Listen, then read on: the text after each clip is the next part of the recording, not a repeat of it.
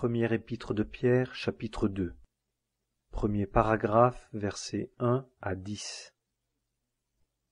Rejetant donc toute malice et toute fraude, et l'hypocrisie, et l'envie, et toute médisance, désirez ardemment, comme des enfants nouveau-nés, le pur lait intellectuel, afin que vous croissiez par lui à salut, si toutefois vous avez goûté que le Seigneur est bon, duquel, vous approchant comme d'une pierre vivante, rejetée par les hommes, mais choisie et précieuse auprès de Dieu, vous-même aussi, comme des pierres vivantes, êtes édifiés une maison spirituelle, une sainte sacrificature, pour offrir des sacrifices spirituels agréables à Dieu par Jésus-Christ.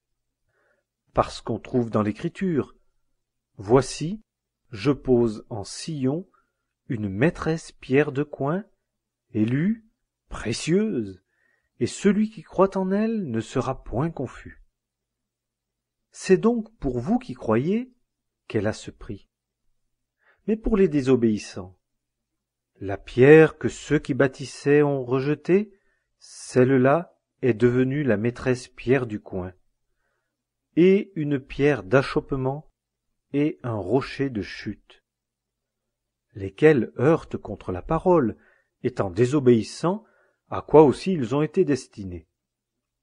Mais vous êtes une race élue, une sacrificature royale, une nation sainte, un peuple acquis, pour que vous annonciez les vertus de celui qui vous a appelé des ténèbres à sa merveilleuse lumière. Vous qui autrefois n'étiez pas un peuple, mais qui maintenant êtes le peuple de Dieu.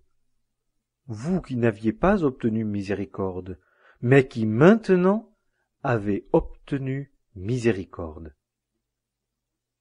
Deuxième paragraphe, versets 11 et 12.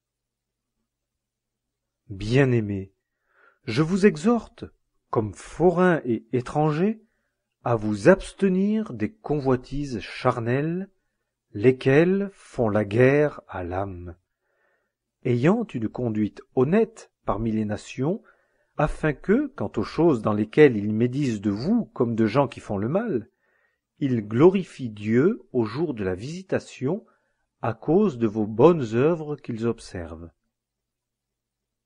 Troisième paragraphe, versets 13 à 17.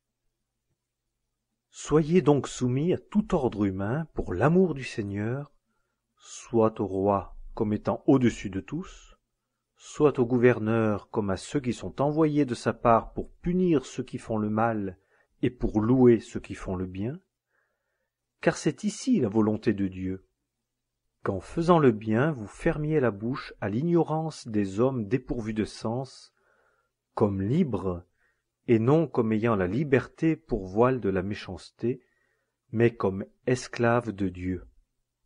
Honorez tous les hommes, aimez tous les frères, craignez Dieu, honorez le roi.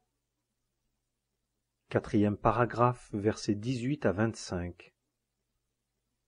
Vous, domestiques, soyez soumis en toute crainte à vos maîtres, non seulement à ceux qui sont bons et doux, mais aussi à ceux qui sont fâcheux, car c'est une chose digne de louange si quelqu'un, par conscience envers Dieu, supporte des afflictions, souffrant injustement.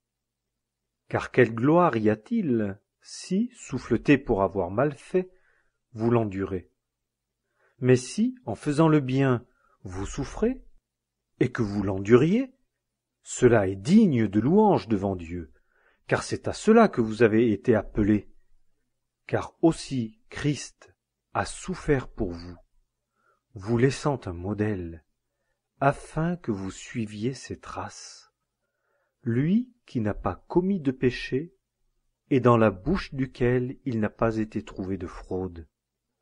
Qui, lorsqu'on l'outrageait, ne rendait pas l'outrage, quand il souffrait, ne menaçait pas, mais se remettait à celui qui juge justement, qui lui-même a porté nos péchés en son corps sur le bois, afin qu'étant morts au péché, nous vivions à la justice, par la meurtrissure duquel vous avez été guéris.